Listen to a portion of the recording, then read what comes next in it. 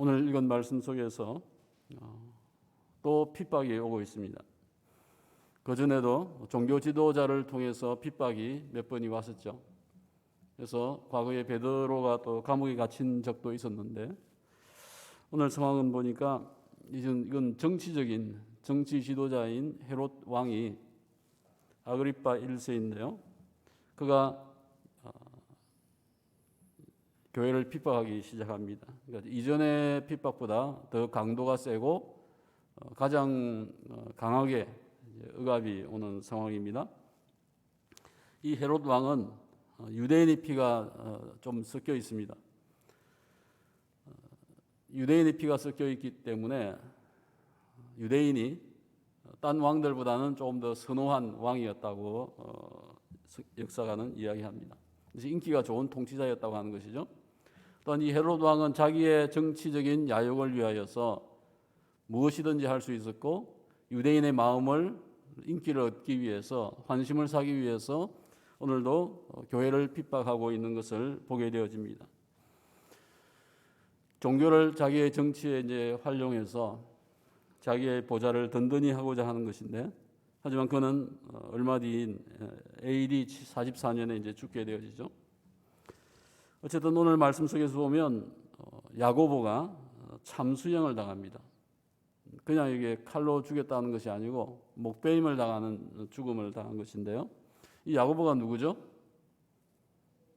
사도 요한의 형이겠죠. 형제지간이니까.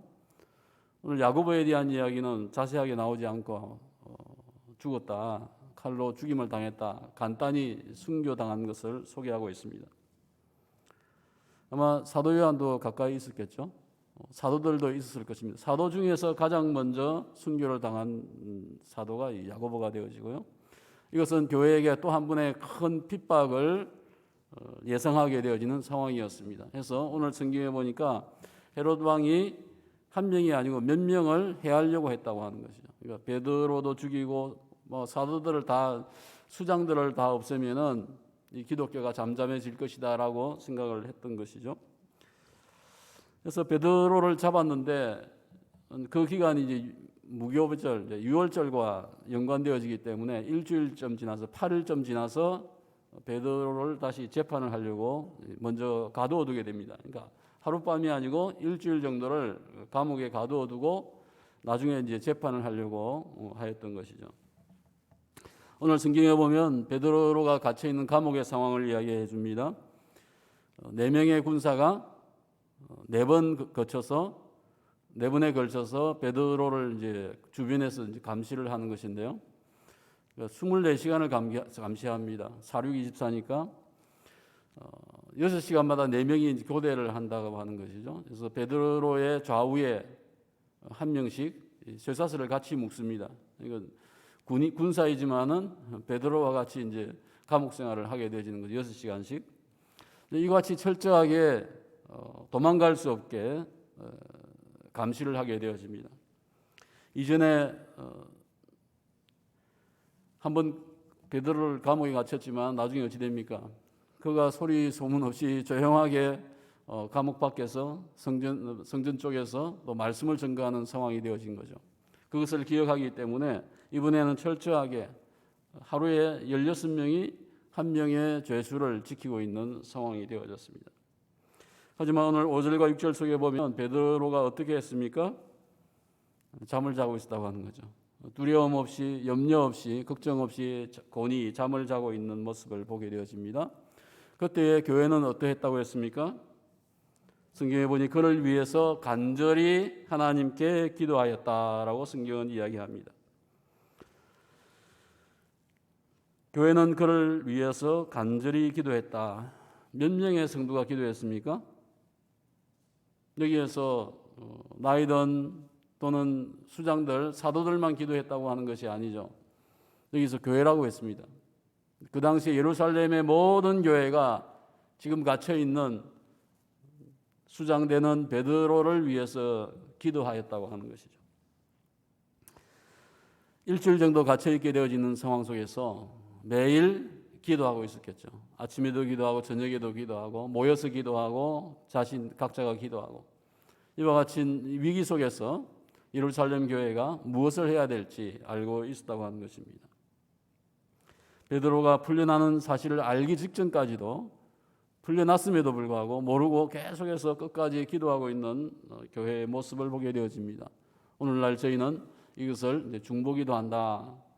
남을 위해서 또 형제를 위해서 타인을 위해서 희생하는 기도, 그것을 중보기도라고 하는 것이죠.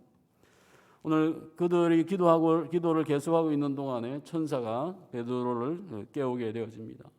풀려나게 하는 것이죠. 기도를 하든 안 하든 하나님께서 지켜주실 것이니까 뭐 기도 안 해도 돼가 아니고, 그죠?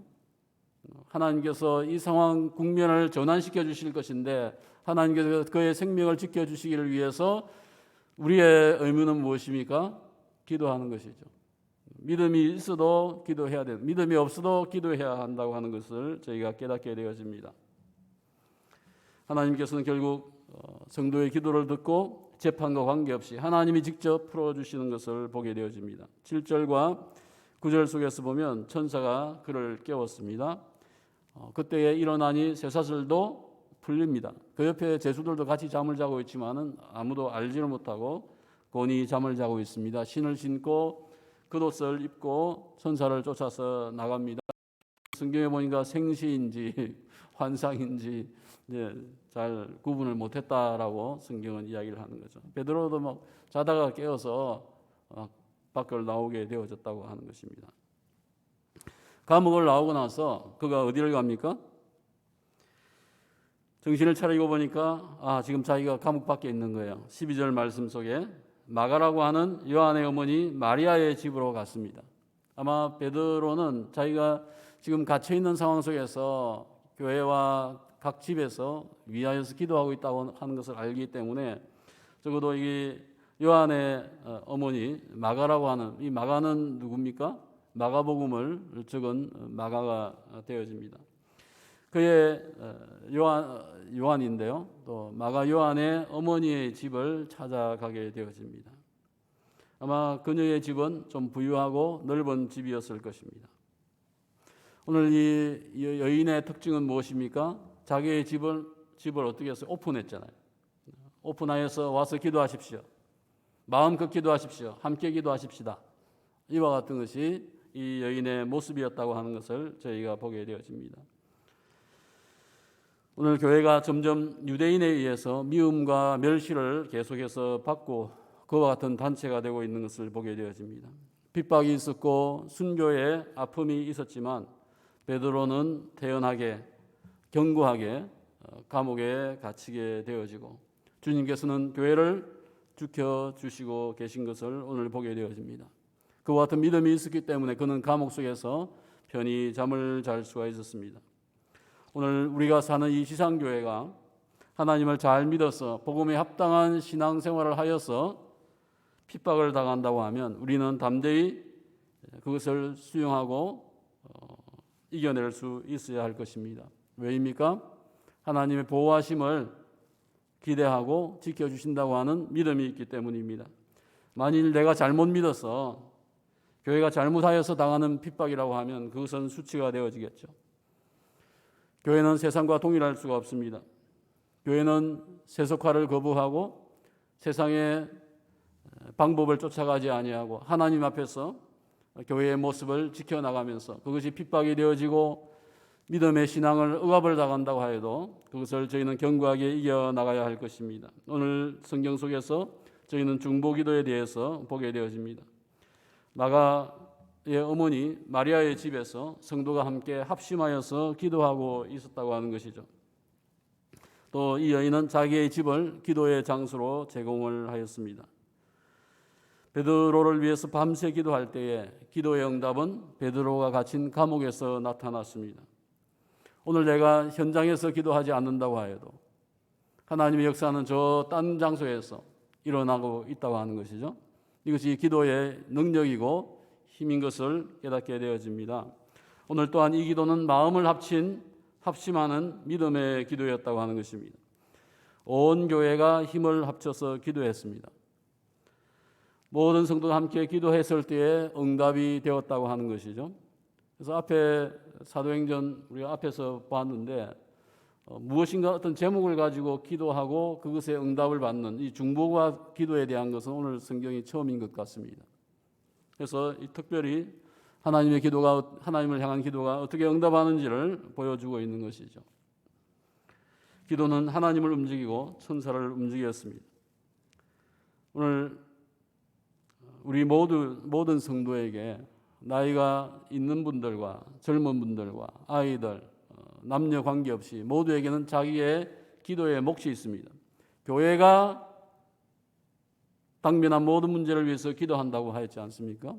그럴 때 그 교회 속에는 남자들만 있는 게 아니죠. 남녀의 구분이 없고 이방인과 유대인의 구분이 없고 모든 성도가 자기의 몫인 그 기도의 부분을 일정 부분을 담당을 해야 한다고 하는 것이죠. 오늘 온 교회가 함께 주님 앞에서 합심하여서 중보하며 기도하였을 때에 이와 같은 기도의 역사가 있은 것을 보게 되어집니다. 오늘 저희의 기도의 제목이 무엇입니까? 내 문제가 무엇입니까? 또한 교회의 문제가 무엇입니까? 이 민족의 문제가 무엇입니까? 오늘 저희들 자신이 나에게 주어진 기도의 몫이 무엇일까? 이 아침에 묵상할 수 있어야 되겠습니다. 내일 또한 주일 예배를 위해서 또 성찬과 감사의 절기를 지나면서 오늘 저희가 내게 주신 기도의 몫이 무엇일까 묵상하는 시간이 되어지고 오늘 나의 기도의 폭이 내 자신의 문제를 벗어나서 더 넓은 폭을 가질 수 있기를 위해서 오늘도 합심하며 기도할 수 있는 저희가 되기를 축원합니다. 하나님 아버지 감사합니다.